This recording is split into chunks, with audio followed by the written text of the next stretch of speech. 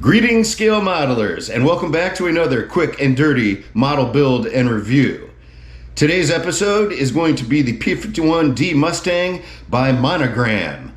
This goes back to the golden days of modeling in the mid-70s, and a viewer comment during the Stuka build, the viewer mentioned that the Stuka was produced during the same vintage period. So I went to eBay, got my own, and this is from back in the day. Now, when I was building my models during the Star Wars days in around, 1976, 1977, this would have been in a white Monogram box with a photo of the built model. But this is a slightly newer version with the artwork. So let's get down to business, and this is a trip down memory lane from the first time when I was building models as a youngster. The Monogram P-51 Mustang kit has 47 parts, and the instruction sheet is so clear, even a fourth grader Jim Potts could build this model without having to call the toll-free number that Monogram provides. And I mean, this just takes me back right here. I mean, so many of the models I built were monograms, and this was the instruction sheet of my childhood. And this is copyright dated 1977, and at the time Monogram, I live in Evanston, Illinois, and if I get on Dempster Street and go a couple of miles, it takes you to Morton Grove, right where Monogram was. I think it might be close to Gulf Road, but it is just a stone's throw from where I live here and now. And they even had a toll-free number in case you had trouble building this model. And boy, does that take me back to the day. I feel like a kid again. The molded silver parts are exceptionally good looking. I mean, you could really build this without even messing with the paint. But guess what? I'm gonna mess with the paint anyway. And I mean, I can't even tell them apart. But I mean, this is one of those kits where maybe you actually should just not paint it and, put clear coat over it after you finish building it. I mean, this molded color is exceptionally good. It so happens that during the recent Stuka build that I did, I came up with this really vomitous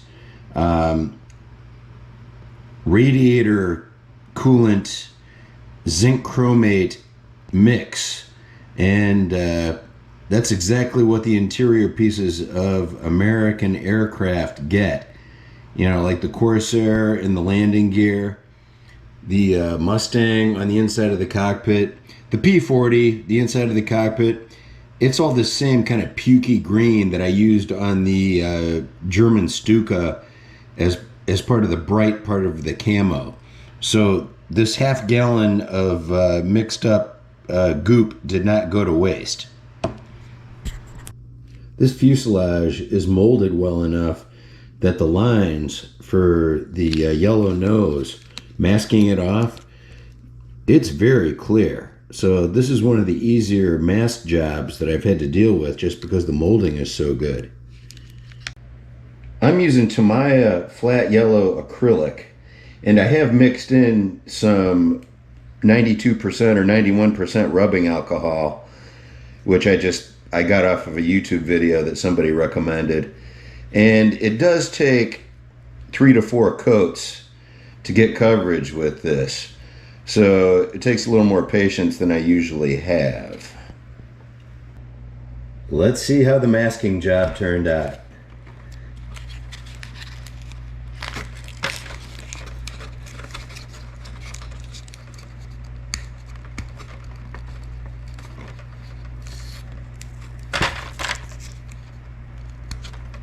I'm gonna have to do a second coat with the metallic paint, because I mean, anything you put on it, if you pick it up with your fingers, you got fingerprints all over it.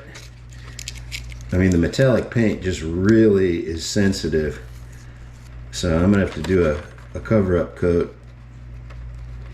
And the lines on the fuselage were clear enough that masking was pretty delightful.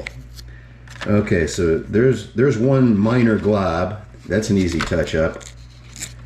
No, that's the whole thing. That's looking pretty darn good. And back here, the globs that you see here, I need to cover that in black anyway. So this one's going to turn out fine. Oh my. This is the instrument panel, and I just went over all of them with a silver paint pen. And I'm going to take a Q-tip and mop up the excess and see how this baby turned out. The kit offers two different types of exhausts, and I didn't look that up. I just made a choice and went with it. I'm going with the one that looks more like, seemed like it had a little more style to me. So that's the only, there's nothing historic about the decision that I'm making here. Just going on looks. Next, I got to put the cockpit under the fuselage. There are two pegs on the fuselage where the cockpit assembly can rest. So I did a dry fit beforehand, which is unlike me. It's more prepared than I usually like to allow myself to be, but I'm just playing it safe today, which is rare. I like screwing it up the first time so that you have to pull everything apart and do it all over again, but maybe I won't have to do that this time. Alright, in goes the cockpit. I have the fuselage halves clamped together, and there is an air scoop on the right by the tail wheel that goes in that you don't cement. So I just got to let the fuselage dry and then be ready to put on the wing assembly with the landing gear. The fit and the finish on the wing assembly is very good. You just got three pieces. You got the bottom half, and then you got the port and the starboard wings. And the port side here, this is the one where you've got the door that opens up to the machine guns, and it pops off at the drop of a hat. So I used a little ball of my AK camouflage putty to stick under there, and that way it doesn't pop out like it did before. So a little modeling clay, that'll help you there. Maybe some tape would do it too. The wheel assembly, the way it comes together, it should let the wheel roll, because the wheel hub will fasten to the inside of the tire. And I remembered to pull out my tester's black flat rubber enamel, so there's a little bit of a brown hue to it, a little more realistic. So instead of just doing regular flat black, I've got some rubber color tone going on there. My, that's a pretty looking wheel. The propeller assembly is mostly a no glue proposition. You lay the propeller on top of the 4-channel hub, put the hub with the shaft into the cowling, and I believe the nose cone's gonna glue on, but there it is right there. It's looking pretty good. So I'll have to put a couple of dabs of glue on there, and that'll be all there is to that. Looking pretty good. Something I forgot about mid-70s Monogram, sometimes with the landing gear, you gotta flare the wheel with a hot knife. So we're working a little bit of pyro into the show today. Heat that baby up and flare it on there. Alright, flaring accomplished. Let's do it again. It's a good thing this isn't smell-o-vision, because you'd be getting cross-eyed right now. There's hot styrene in the environment. Kind of like being at a tire fire. Oh, there we go. There's that flaring fun. Ooh, yeah. All right, man. A little bit of pyro in the show today. A couple of items that add diorama value to this P-51. The engine cover will come off to show some engine underneath. so you can have it on the ground getting worked on by your ground crew.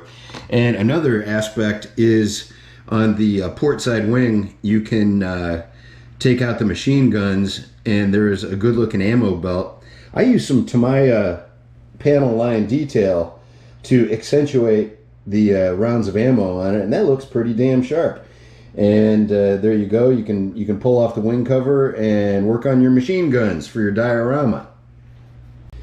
Once again, style points for the model manufacturer that numbers the parts themselves rather than just the tree, because that will make a difference, because there are two different assemblies of this and I could have mixed that up. So I like it when they print the number on the part itself whenever possible. This may be an opportunity for me to pass along a scale modeling hack that I picked up with regards to landing gear doors. So usually it's a butt joint, and usually it doesn't fit real great, and usually there's zero chance that it's going to be able to dry without some kind of a special engineering move. So right now it's standing up, but check out this move here with the clothespin. Most landing gear doors with either a small or a large clothespin are going to let you get away with what I'm doing right there. So if you have any trouble with landing gear doors, try a large or a small clothespin and just let it fit into the landing gear area, and there's something straight for that thing to lean up against. And about an hour from now, things are going to be looking really happy. Look at this hard-working collection of clothespins. We're getting those landing gear doors hanging right, getting those wing tanks hanging right. Clothespin power, baby. People, it's getting down to brass tacks. That wheel is still splaying out. It is not cooperating. It is now time for toothpick in the wheel well. Getting down, going nuclear. The nuclear option is now being invoked. Behold the toothpick in the wheel well, last ditch effort, nuclear option to get that landing gear straight. We'll see. Let's try calling up Monogram and see who's on the other end of the line. Well, it's 1977, so there will be a line to be on the other end of. 3570. Put it on speakerphone to groove the kids. Oh my God. This call may be recorded for quality assurance. We have a special promotion today for select callers. If you are over 50, please press 1 now. If not, press 2.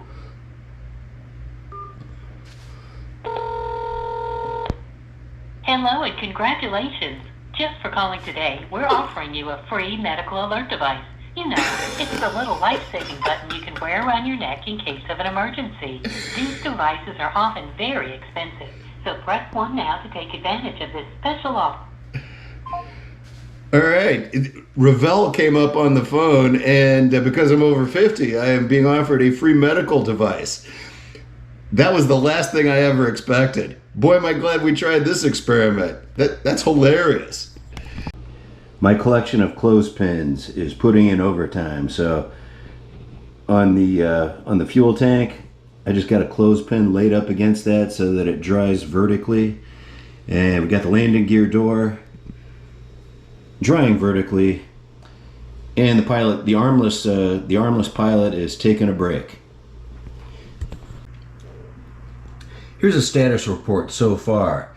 Now that I got the horizontal stabilizers on, there is a significant crack that I can't tighten up on the back fuselage. I'm going to Hobbytown, USA tomorrow. I'm going to see if I can find some filler rather than doing putty. And the landing gear wheels, they want to splay out from side to side. So I'm going to try another thing or two before giving up on that. I may build this wheels up if the wheels don't want to support the weight of the model. But that was something too where, I mean, I put these in there as far as they would go, and they don't seem to be strong enough to want to support the weight of the model. So those are some possible issues that I'm having so far. And maybe a little later tonight I'll get impatient and want to do the putty. But I'm going to see if I can find some filler at the hobby shop tomorrow. So it's not a bad looking model, but the paint that I'm using, the metallic silver, I mean, even if you let it dry for 2 days, if you touch it with your thumb, there's a thumbprint on there just like they were trying to bust you at the scene of a crime. So I'm not a big fan of the silver paint that I'm using, and I probably should have just used Tamiya. All right, I had a couple of beers and I gave in to the temptation. I'm filling in with putty. I'm not going to wait to go to the hobby store. There we have it. All right, my first idea for a fix is I am gluing the wheels to the wheel cover spats. And if that doesn't work, I think I'm going to build it wheels up. Because yeah, these landing gear struts are not up to the job. They don't fit into the wing in a strong way, and once they're in there, they don't support the weight of the model. The landing gear is a fail. I would like to make a product recommendation. I went to Hobby Lobby yesterday and got these little paint applicators, and I'm pretty bad when it comes to freehand and stuff, but I'm getting a pretty nice job done on this thanks to this. They come in 10 or 20 packs, and I got it at Hobby Lobby, and they are in the modeling section there. So if you have a Hobby Lobby locally, you might want to try these out if you're not already using them.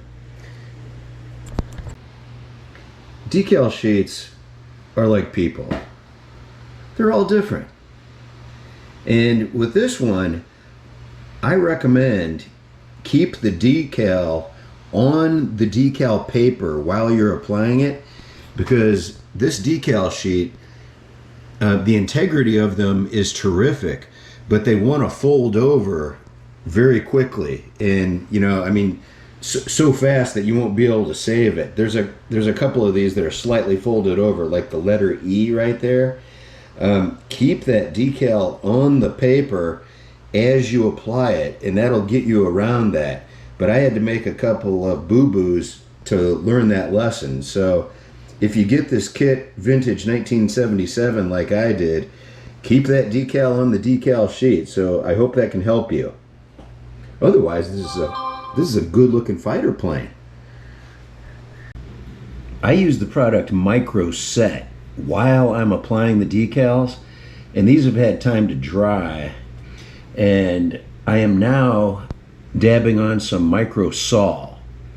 And I tried using Micro Sol during the application process with the previous model, and it went really bad because when I would put this on, it would move the decal and then glue it in the wrong position.